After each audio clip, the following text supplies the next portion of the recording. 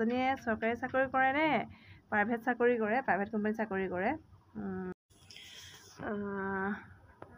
ৰূপে কি কৰে, আচলতে গুণেহে সংসাৰ তৰে।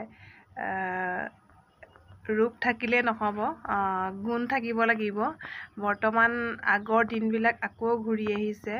মাজতে এনেকুৱা হৈছিল, ধুনীয়া ছোৱালীজনী দেখিলে মানে মানুহে থৰ লাগি চাইছিলে, ভাবিছিলে যে এই ছোৱালীজনী মোৰ ঘৰ বোৱাৰী কৰিব পাৰিম নেকি, বা মোৰ ঘৰ মই পত্নী কৰি আনিব পাৰিম নেকি, এনেকৈ ভাবিছিল। কিন্তু এতিয়া কি হ'ল, যুগে যুগে অৱতাৰৰ দৰে তেনেকুৱা হৈছে। আকৌ সেই আগৰ যুগ ঘূৰি আহিছে। ছোৱালীজনীয়ে কাম বন জানেনে, ছোৱালীজনী কিমান পঢ়া, ডাইৰেক্টলি যদি সুধিব নোৱাৰে ইনডাইৰেক্টলি হ'লেও সুধিব, ঘৰৰ অৱস্থা কেনেকুৱা, পে'মেণ্ট পাতি ছোৱালীজনী কিমান পায়, তেনেকুৱা। আৰু মনতে এটা ধাৰণা লৈ থাকে ভৱিষ্যতে ছোৱালীজনী মানে কেনেকুৱা এটা পৰ্যায়ত চাকৰিটো পাবগৈ।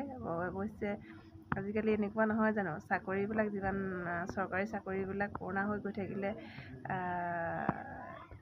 হেৰিৰ দৰে ভঁৰালৰ দৰে, ভঁৰালটো মানে কিমান ডাঙৰ হ'বগৈ, ধান জমা কৰি কৰি ভঁৰালটো কিমান ডাঙৰ হ'বগৈ সেইটো অনুমান কৰিব বিচাৰে।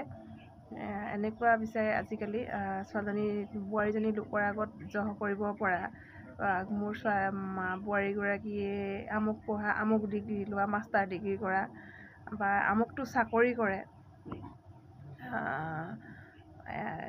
DSP কৰে, DC কৰে, অথবা কোনোবা গভৰ্ণমেণ্ট এটা বিষয়া, তেনেকৈ।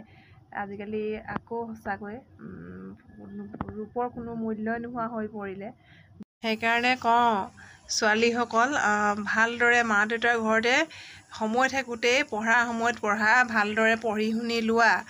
তাৰপিছত কেইটাৰ লগত লাইন মাৰা, ক'ত কি কৰা কি নকৰা, সেয়া তোমালোকৰ ওপৰত নিৰ্ধাৰণ কৰিব, বা তোমালোকৰ ব্যক্তিগত জীৱন বুলি ক'ব পাৰিবা তেতিয়া ভৱিষ্যতে, যদি তোমালোকে স্বাধীনভাৱে চলিবলৈ বিচৰা।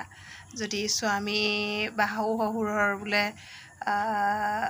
শাসনত নচলোঁ, বা তেনেকৈ মোক অকণমান স্বাধীনতা লাগে, সেইকাৰণে সময়তে যদি তোমালোকে পঢ়ি শুনি নোলোৱা, চাকৰিটো পাবলৈ দিগদাৰ হ'ব। সেইকাৰণে আজিকালি ৰূপৰ কোনো কামেই নাই, গুণৰহে কাম।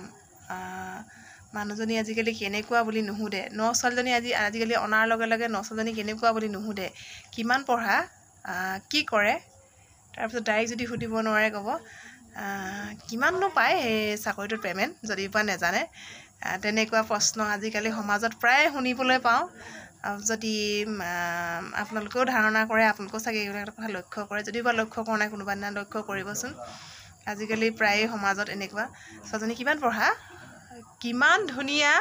আগৰ দিনত এনেকুৱা কৰিছিলে, এই মাজতে এনেকুৱা হৈছিল, ছোৱালীজনী কিমান ধুনীয়া, ধুনীয়া নে ছোৱালীজনী, বা মিলিব পাৰিবনে আমাৰ লগত। আজিকালি সেইবিলাক নাই, মিলিব পাৰিব নোৱাৰিব সেইবিলাকলৈ লৈ ইমান গুৰুত্ব নিদিয়ে। যে ছোৱালীজনী ধুনীয়া হয় নহয় সেইবোৰ গুৰুত্ব নিদিয়ে, এটাই কথা গুৰুত্ব দিয়ে, ছোৱালীজনী কিমান পঢ়া, বা ছোৱালীজনীয়ে কেনেকুৱা ধৰণৰ চাকৰি কৰে, চৰকাৰী নে বেচৰকাৰী। সেইকাৰণে সকলোকে কৈছোঁ, ল'ৰাহঁতকো কৈছোঁ, সময় কামবিলাক সময়তে কৰি যোৱা, পঢ়ি শুনি এতিয়াই ভালদৰে পঢ়ি শুনি লোৱা। আৰু কেইবছৰমানৰ পিছত